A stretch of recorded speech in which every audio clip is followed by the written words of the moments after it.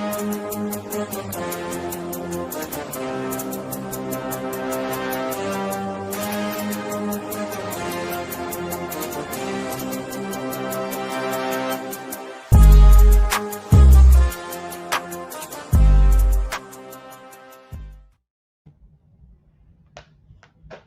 going on, everybody? Welcome to the North Shore 9 post-game show powered by Primanti Brothers. I'm Jim. With me today is Dougie Fresh.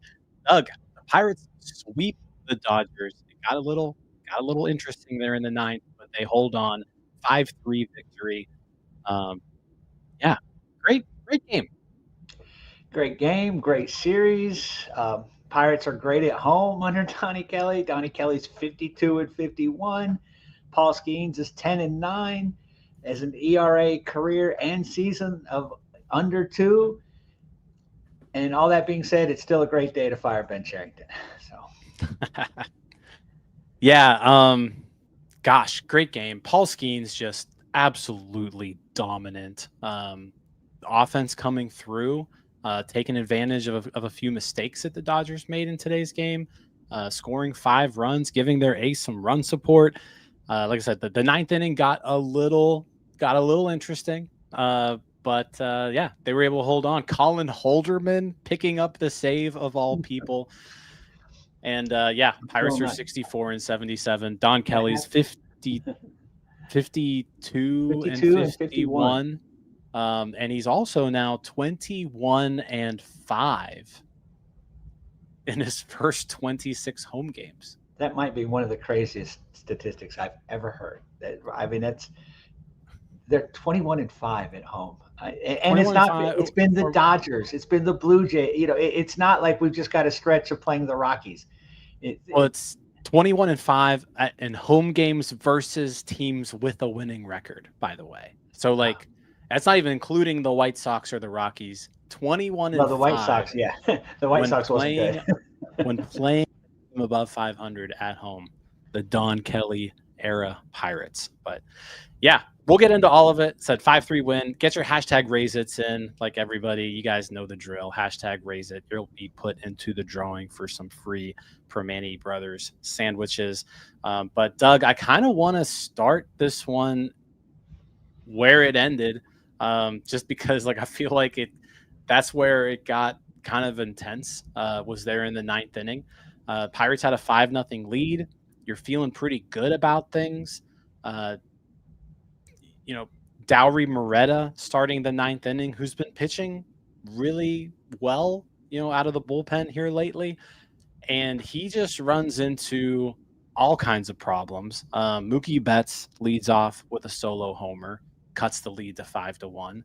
He gets Freddie Freeman swinging, so you're like, okay, maybe he's going to settle down here a little bit. You're right, Mookie Betts. I mean, it's okay to give up a home run to Mookie Betts, right? 5-0 game. I'm totally fine with a solo homer to Mookie Betts. And then he gets Freeman. Then Hernandez singles. Conforto singles. Pajes reaches on an infield single where Triolo made a hell of a play to get to the ball, but couldn't really get the ball out of his glove. So that scored another run. So now it's 5-2. 5-2 with 2 men on. It's now a save situation, Doug. The tying run is at the plate. And you bring in Colin Holderman. Colin Holderman, who, the bullpen's a little taxed. Your Matson clearly wasn't available. Santana wasn't available, or they would have gone to those guys. So you go to Colin Holderman, who came into today's game with a 7.89 earned run average, a 1.94 whip. He's been shelled all season long. And Doug, he immediately comes in, gets Kim to line out. So you get 2 outs. But then Rojas singles. So now you got the game-winning run on base, Doug. But then the Pirates get lucky here because Will Smith was injured yesterday, got a ball, hit him in the hand. So Will Smith did not start today's game. Instead, Dalton Rushing started. But for some weird reason, Dalton Rushing got pulled in the 8th inning. I think it's because he played for Louisville. I think there was some maybe sort of it's a Louisville thing. Yeah, there's too much Louisville pitching going on. Not enough. Ben Rortvet comes in to catch the last couple innings, and it's all up to Ben Rortvet. And you can't really pinch hit for him because you don't have any other catchers, so that you're stuck with him. And Colin Holderman strikes out Ben Rortvet. Right. Shohei on deck there? Isn't Shohei next? On deck. Yeah. Yeah. Had to get him. Yeah. Because you know what was going to happen, right? If somehow Shohei came up. Yeah. It's funny. This season has shown me more than any that it's not just the Pirates that are constantly doing dumb things. Like good teams, have some of these same kind of. Now, I don't know. We don't know why Rushing left the game. So there may have been something to it. Yeah. But man. Yeah, I mean, when they first said Holderman was coming in, I was like, "You've got to be kidding me!" And I know, right? I knew no Santana, I knew no Matson, and the construction of this bullpen is strange anyway because we're using Bubba in he's not a starter, but he can only pitch every 5 days, So we're somewhat limited there. Same thing with Majinski. So. I mean, I'm surprised that they brought up Nick Yorke. I thought they would just bring up 2 pitchers. I just checked, Chase Sugar and someone else would come up, and that's how they would resolve this. But they never do what we think would do and what common sense would dictate, or just conventional wisdom. And so we had to go to Colin Holderman, and that is a frightening thing. I mean, nothing would be it would be a great thing for this team if Colin Holderman could get back to that form he had last year prior to the trade deadline. But he shouldn't have the opportunity to be doing here. He should be working on that in Indianapolis. But he's in. He got the job done. It was a little frightening. Maybe this will give him some confidence because, my goodness, there's nobody that looks more broken and shell-shocked on the mound than Colin Holderman now. He looks like it's the last place that he wants to be. And here he is in the 9th inning, just a high leverage situations he's pitched in before quite successfully, mind you. Hopefully he draws on that, but he did it. He got the job done. I don't want to see him in the 9th tomorrow against the Brewers. I'm not quite there yet, but he got the job done. Kudos to him. Kudos to the Pittsburgh Pirates. What a great series. The games were, different and fun and interesting. It's sad that they couldn't have had a run like this in May, because this has been really fun baseball, and it means nothing. But I feel better about next year.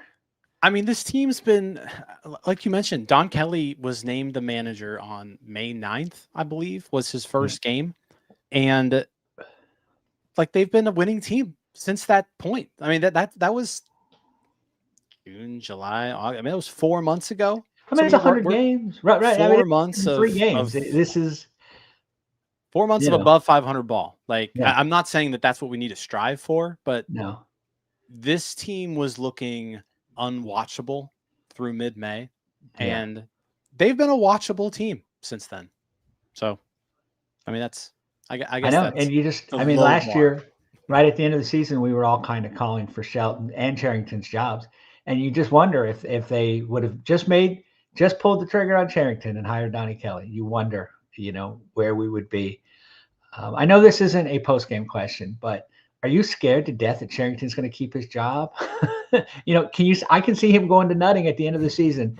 I traded for Pham, and had he got his contacts right at the beginning of the season, look what he can do. I traded for Horwitz. He got hurt. Look what he's done since he got back. Nick Gonzalez gets hurt in the first game. It's like my offense, had it been there, we'd be in a better spot. This was the design I had. This was the plan I had. Let me run it back, Bob. I mean, that's certainly what he's gonna tell Bob. Right, absolutely. And we'll see if it works or not. I don't know. I mean, I said this originally back when the Shelton deal was when Shelton was fired. That was my first thought, was they're gonna bring Kelly in, they're gonna get all these guys healthy again, and if they play semi decent baseball from here on out, Ben's gonna at least have an argument Right. I still don't think it's a good one. I No. mean, this is year 6. It's still not a Yeah, good yeah, no, argument. right. They're still not good enough. But he's certainly going to be able to argue. You just have to trust that Bob Connor Lennon Griffin more than is like, likely is going to be Baseball America's Player of the Year, right? Yeah. Minor League Player of Oh. the Year. You know, you're going to have that. He's going to say, "Look what I've done." You know, we just have to be patient. Squint a little, Bob, and you see a contender. So, I know you guys get mad at me when I go off track on these non-post game questions. So much of the game to talk about. Post game show, Doug. But no, I'm with you. I'm with you. But let's kind of steer back here. So Right, sorry. Pirates end up winning. But let's kind of start from the beginning. Paul Skenes, Doug, like, holy crap. 50. This was his 52nd start of his career. He goes 6 innings, 2 hits, no runs, 1 walk, 8 strikeouts. He looked awesome. He looked just flat out awesome tonight. His career ERA is now 1.97. In the live ball era, which started back when you were just a young tyke there, Doug. I mean, I was going to games. I was going to games. Since I was born in 1980, but I still went. I was still going to games. I don't remember them, but I was going. Since 1920, no pitcher has an ERA as low as Paul Skenes does through his first 52 starts. Again, it's 1.97 through 52 starts. Vida Blue, the next closest, and it's 2.08. It's not even really that close. Like, we're talking about 105 years now, and Paul Skenes is heads and shoulders the best pitcher to start his career. Yeah. Yeah. You said this, I think, in his second or third start.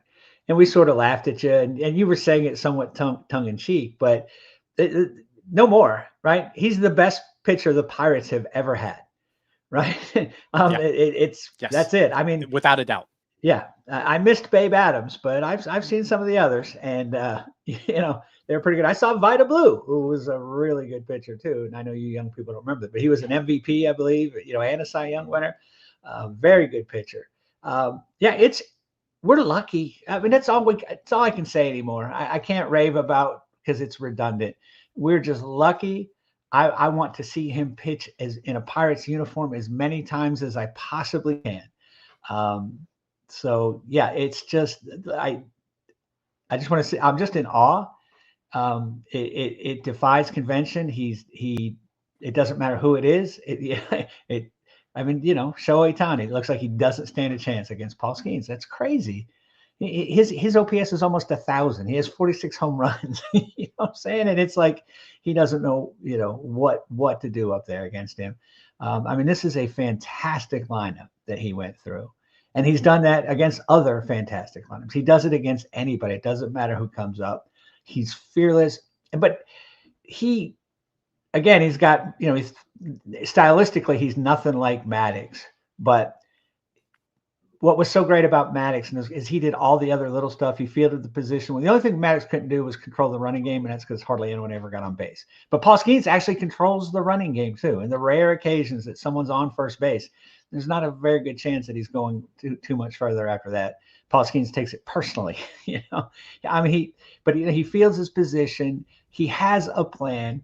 You don't know what's coming. I don't understand what a hitter can do because he doesn't have a go-to pitch, right? He can dial it up to 100. He can throw, low, high, inside, outside, a variety of different pitches. He uses them all. He uses them in all situations.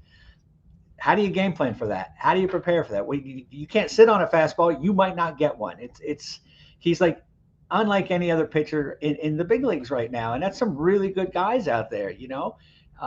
It's fantastic. We're lucky. Let's just appreciate it, embrace it, and hope that they can get good enough that we can see this guy in the playoffs. Because I think in a 7-game series, again, now it's September 4th. He doesn't look tired, right? And they kind of babied him there in July and August a little bit, but that's fine because if I can get this in September, I see Madison Bumgarner type production from him in a playoff series in October.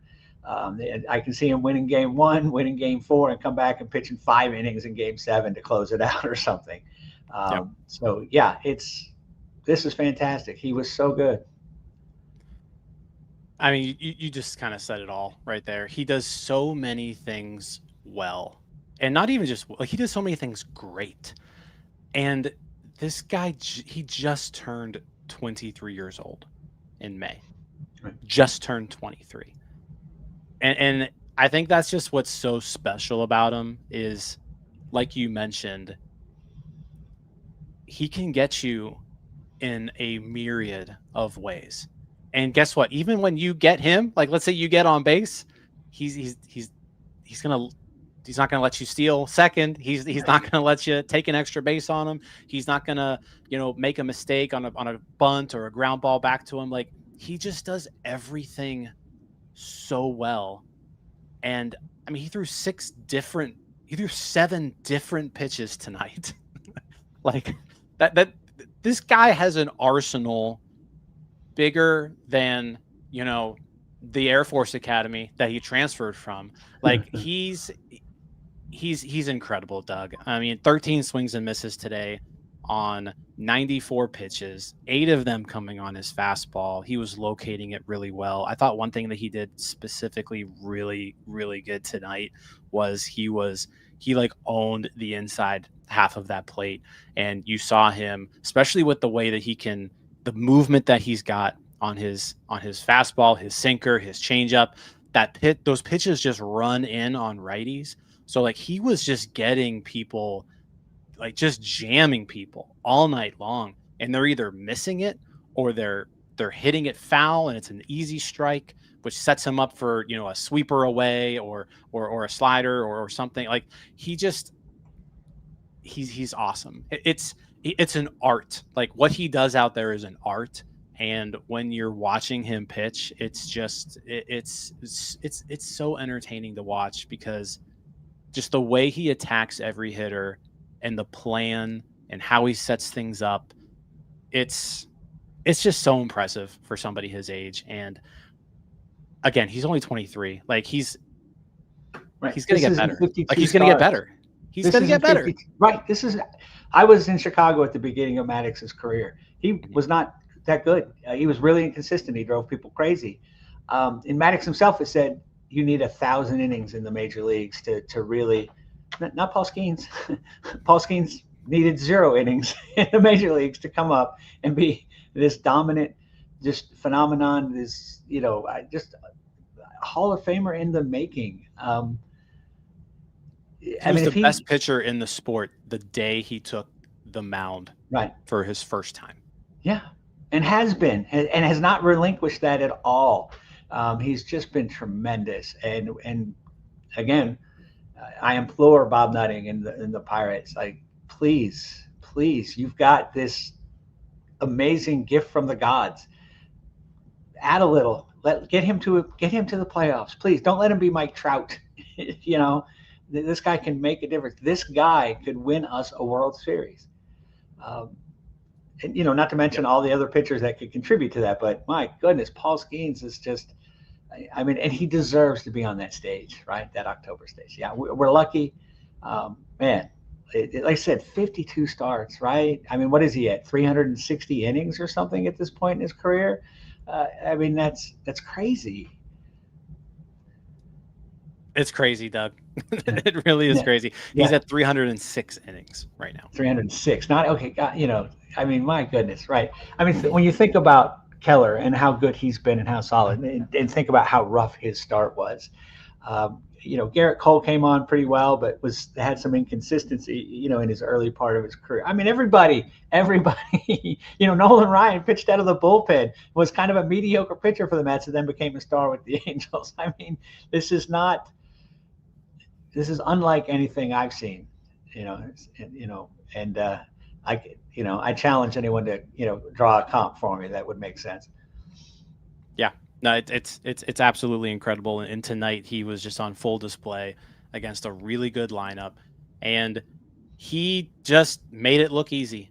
The Dodgers at no point, they're at one point they had a runner in scoring position when Dalton Rushing doubled, but it was like, who cares? Like you just felt super confident that he was not going to score. Like he was going to get Shohei Ohtani on the next pitch, on the next at bat, and Dalton Rushing was not going to score. Yeah. It's unbelievable. It's I don't know what else to say. I wish I could be more articulate about this. Um, but yeah, I mean that's the other part. It's so effortless, right? I mean, I don't I don't want to. It looks like he's not even using maximum effort. I'm not worried about injury with this guy because it seems like he's just tossing. Just it's amazing. It's amazing. I guess there's other people to talk about today, but I mean he's special. He's special. But you know what? So The Pirates could win a Paul Skenes start 21-0, and the best part of that start would still be that it was a Paul Skenes pitched game, right? I mean, it's I mean, he's that's how good he is, right? That he supersedes any other conversation. Yep. So he was facing a 2-time Cy Young Award winner, Blake Snell, and the Pirates got to him. Doug, I mean, the Pirates in the 3rd inning, Bryan Reynolds leads off with a single, and then Snell basically gifts the Pirates a run here. Wild pitch, moves to second. Wild pitch, moves to third. And then Tommy Pham delivers an RBI single, and the Pirates take a 1-0 lead in the 3rd. And then they continue to add on in the 5th. Jared Triolo leads off with a single, just stringing hits together. I mean, they didn't hit anything over the fence, but Triolo single, Gonzalez single, Reynolds with an RBI single. McCutchen gets walked to load the bases. And then September call-up, Nick Yorke, who's been kind of just scuffling and doing his thing in Indy for 5 months now, delivers kind of the knockout punch in this game. Bases loaded, 2-run double to put the Pirates up 4-0. And then, the Canario hits in McCutchen with a ground out, but huge moment, I thought, for Nick Yorke. I mean, he kind of busted the game open at that point. Oh, I agree. Imagine this kid, languishing down there in AAA. He's been hitting pretty well. There's been 15 opportunities to bring him up, and they haven't. He's fighting for his major league life. And at an important part of the game, they walk the guy in front of him who is hitless in his career against Snell. I can't imagine Snell wanted to pitch, didn't want to pitch to McCutchen, right? He's like, no, I got this guy. He never hits me. And you let the rookie go, and he comes through. He comes through. That must have been a great feeling for him. Good for him. Congratulations. I'd like to see more of Nick Yorke. I still don't understand why we haven't been seeing more of Nick Yorke, but it was a big moment in the game. It was a nice piece of hitting by him. Good for him. That's the kind of thing we were hoping for when, we acquired him last year. Yeah, Nick. So Nick Yorke had like a really rough start to the AAA season. April wasn't kind for him. Because I mean, honestly, I was kind of surprised that he wasn't more in the mix for this opening day lineup, opening day roster. And then he went to AAA, and he kind of showed that he belonged in the minors, right? Right. But then really since May, I mean, just kind of give you some numbers. Since May 1st, Nick Yorke hit 302. He had a 780 OPS and a 109 weighted runs created plus. One of the better hitters for Indianapolis down there. And I mean, he did it all. I mean, he's still just, again, this 23 years old. There was a lot of hype going into the season for Nick Yorke. Keith Law had him in his top 100 prospects list. If you are a fan of, I was listening to the Fangraphs podcast. They had 2 guys on who were giving them like their sleeper picks of the year, and they picked one sleeper for each of the 30 teams, and they had a different player for every single team except the Pirates. There was the only team where they both picked the same player, like a breakout sleeper type guy, and they both picked Nick Yorke. So like this is a guy who came into the season like with some expectations and a lot of kind of some hype behind him. And he just started off so rough, but he's been hitting the ball pretty well for a while now. And out of all the things I'm looking forward to seeing this September, I want to see obviously Bryan Reynolds finish strong. I want to see the guys who are going to be key contributors next year, like finish this year strong. Right. Bryan Reynolds, O'Neal Cruz, Spencer Horwitz, Nick Gonzalez, those Jared Triolo, like those guys. Yeah, the key four there. But like, I really want to see Nick Yorke get a lot of playing time and just see what he can do, over a span of 20 games or so. Because I think he's someone who could contribute next year. Maybe not in a starting role, but in some capacity. No, I think both you guys had him on the roster that you did on Bucko Brew on Monday morning, right? We did. Yep. Yeah, I had him on my bench. Yep. Yeah. I mean, again, he's as you guys said then, he's got position versatility. He looks like he's hit at every level. Yeah, he had a bad start. I mean, I thought once Nick Gonzalez hurt himself on opening day that Yorke was the obvious call up, and that was not the case. I mean, again, no one ever understands what Cherington's doing, including Cherington himself. But, like he traded for this guy and then he did not want to bring him up, waited until, the roster's expanded. But yeah, I want to see him play. I want to see him get lots of at-bats. And yeah, let him play some third, let him play second, like platoon with Horwitz. I mean, again, if he just platoons with Horwitz as a first baseman next year, and then play some other spots like that, and can be a decent hitter versus left-hand pitching. Right. Again, I'm not expecting him to, be Ted Williams, but it sure would be nice to know that he could be an above average hitter. And that when we put him in there in the 7th spot in the batting order, he's not hitting 167 with an OPS of 507, which we've had a lot of, especially in the early part of this season. So, yeah, I mean, again, good for him. I think that was a big moment for him. He had to, you know what I'm saying? He had to be feeling some pressure. So to come through like that's terrific. I mean, at the end of the day, if that double doesn't happen,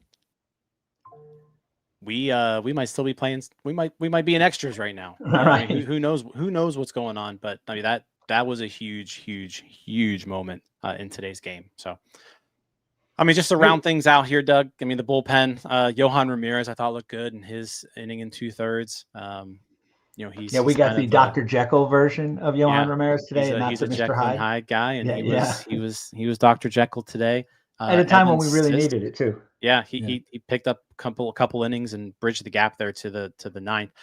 Evan Sisk picked up 1 out, which was just getting Shohei Ohtani, so did his job.